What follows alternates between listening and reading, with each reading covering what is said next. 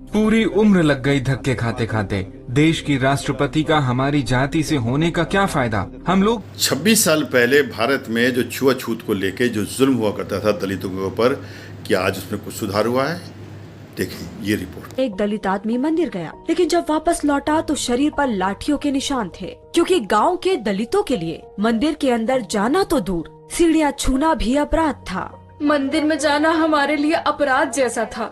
हम दलितों के लिए भगवान के भी दर्शन दुर्लभ थे। ओडिशा की राजधानी भुवनेश्वर से लगभग 250 किलोमीटर दूर गंजाम जिले में स्थित बलिचाई गांव है। यहाँ ज्यादातर मकान मिट्टी के हैं। इसी गांव में 26 साल पहले दलितों को गांव छोड़ने के लिए मजबूर किया गया था, जो अब गंजाम जिले के दूसरे गांव में रहते हैं। हमारे साथ जो हुआ उसे कभी भुलाया नहीं जा सकता।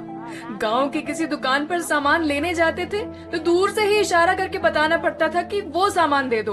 दुकानदार हमें सामान फेंक कर देता था, जैसे लोग कुत्ते को रोटी फेंकते हैं। 26 साल पहले हुई घटना को लेकर छवि बताती है। हमारी जाति का एक बच्चा दुकान पर सामान लेने गया था। उसने गलती से किसी सामान को हाथ लगा दिया था, जिसके बाद ऊंची जाति वाले गांव के सभी दलितों को पीटने लगे। अचानक माहौल इतना खराब हो गया कि हम दलितों को रातों रात गांव छोड़कर भागना पड़ा। गांव छोड़कर जाने के गम में पति की तबीयत खराब रहने लगी, जिससे उनकी मौत हो गई। अब परिवार की सारी जिम्मेदारी छवि के ऊपर है। छवि के पड़ोस में रहने वाली 45 साल की सावित्री बताती है। उस रात गांव के सारे दलित अपनी जान बचाकर भागे। घर और जमीन सब छूट गई।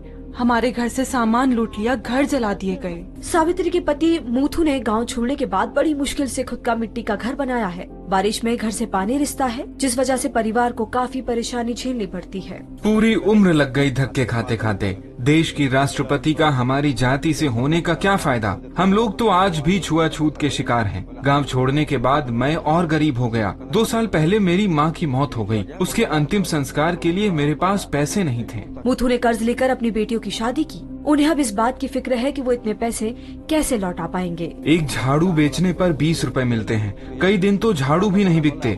फिर पेट पालने के लिए मजदूरी करता हूँ। आज हमारे पास कुछ नहीं बचा। अब तो मरकर ही आजादी मिलेगी।